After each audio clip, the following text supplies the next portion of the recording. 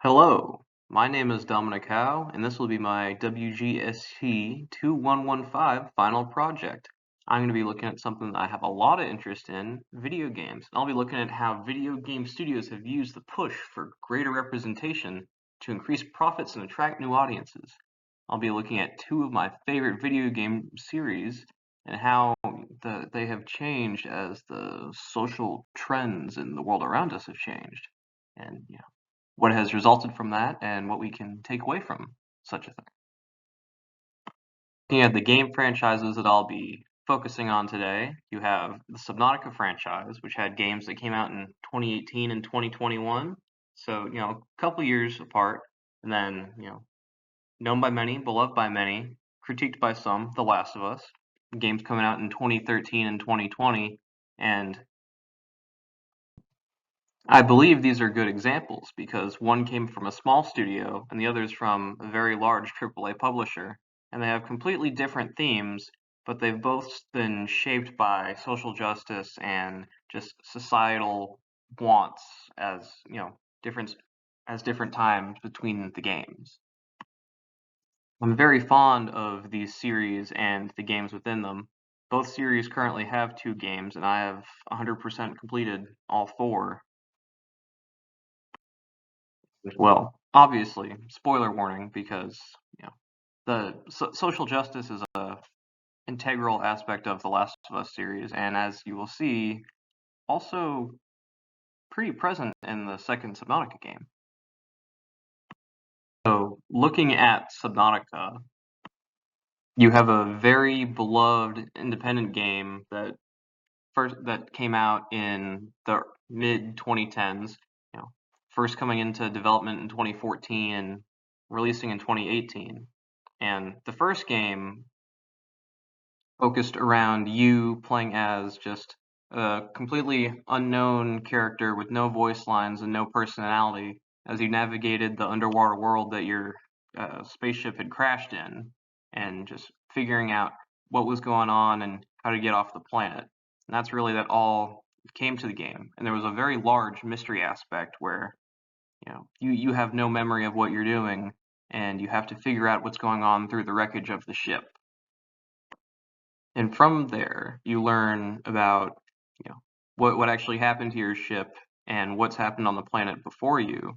And, you end up getting off the planet at the end of the story, but, you're condemned to, servitude and failure for the rest of your life because Altera, the big overarching company that crashed your ship, they're going to charge you for everything that happened in the entire ship crashing because you're the lone survivor on this planet. This first game, it's all mystery and survival, and then 2021, you go 3 years down the road and you have the sequel, Subnautica Below Zero, which is all about storytelling, and it follows the path of Robin, who is the sister of Sam, who was an Altera employee on the same planet from the first game, who goes missing. And, well, she's killed. And you play as Sam and you figure out, what happened to her, what were the motives behind this company. And, it's set in the same world and the equipment's a little bit the same, but they're really 2 different games, whereas the first game was all mystery. And the second is still a mystery, but you have Robin communicating with you, and there's NPCs, and whenever something happens, Robin's giving her opinion and hearing her voice, and you realize that you're in the body of a character going through something, and you are not the character. You're living her story. It's not up to you anymore. It's still a very compelling and interesting story, and the visuals are fantastic, the gameplay is amazing, but it is completely different than the first version of the game. It should be noted that both games are very highly critically acclaimed and won many awards. Moving on to The Last of Us, it's a very beloved AAA game franchise made by Naughty Dog Entertainment, and they, their first game in the series came out in 2013, and it was a pre-runner in really showing off different perspectives and sexualities in video games. You know, the first game focused on Joel, who's a smuggler, and his journey bringing Ellie, this little girl, across the country, where he just knows he has to deliver her, but it turns out, well, the people he's delivering her to are going to kill her. So at the end of the first game, well, he murders everyone who was going to get to Ellie. And this whole journey across the country is very interesting because all of the good guys and bad guys they encounter, some are black, some are white, some are men, some are women, and they're all doing either good or terrible things, but they're not motivated by what they are. They're motivated by being in the apocalypse. And 7 years later, you have the second game come out, and right off the bat, they just go out and they murder Joel, like big time. No question, big dead.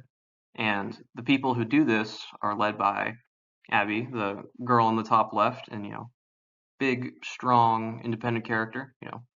New perspective. And the group who murder Joel, well, they're a diverse cast of characters who all follow Abby, and they're not motivated by anything that has to do with their persons. They're all motivated by wanting to kill Joel. Both games are fantastic playthroughs with amazing game mechanics. Both won Game of the Year, but they're very different. Because the first one, you're Joel protecting Ellie and going through all these crazy events with zombies in the apocalypse. And the second one, you're playing as grown Ellie trying to murder everybody, and then you're playing as Abby and seeing her experiences and understanding why she went and brutally murdered Joel. So, looking at the themes and aesthetic evaluation of the two game series here, you see a very wide and diverse range of perspectives on gender and sexuality represented throughout the sequels. Like I said in The Last of Us, the first game got there, but the second game took it and ran because it was more acceptable. And then, starting with Subnautica, like I talked about, the first game you're whoever you want to be. There's no, explanation who you are. Your motivation is to survive. The second one, there's a story with characters, and Robin's sister Sam, who you're trying to figure out the reason behind her death. Well, you learn that she was in a relationship with Danielle, her coworker. Shown here in the bottom right.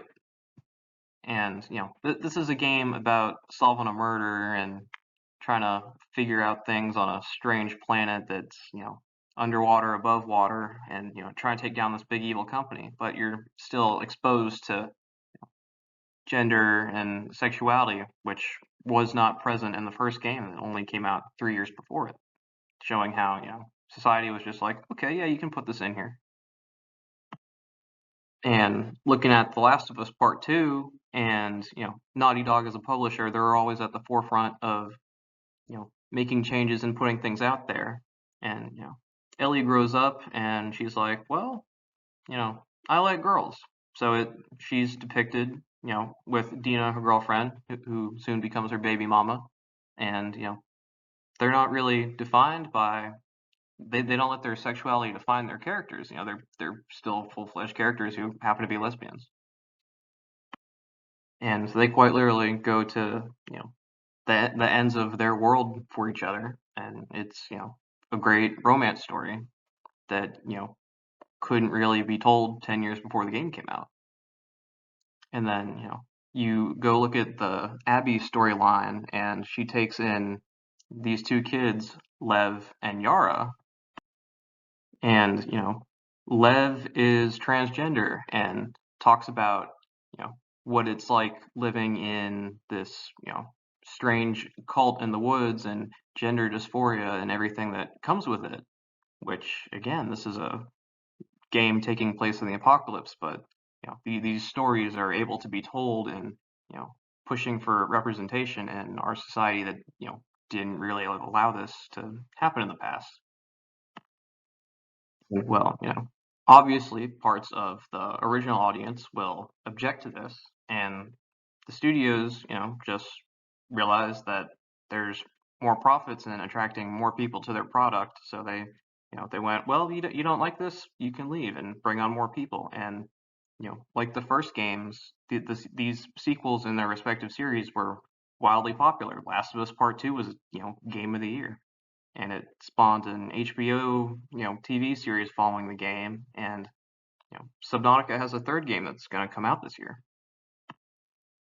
You know, these games, the first ones came out in a societal climate that wasn't really all about telling all the stories that are told in the second games, but society changed over time, and it became acceptable to tell these stories and show off these differing perspectives in the sequels, which I find extremely interesting. And well, thank you for coming to my WGST 2115 talk.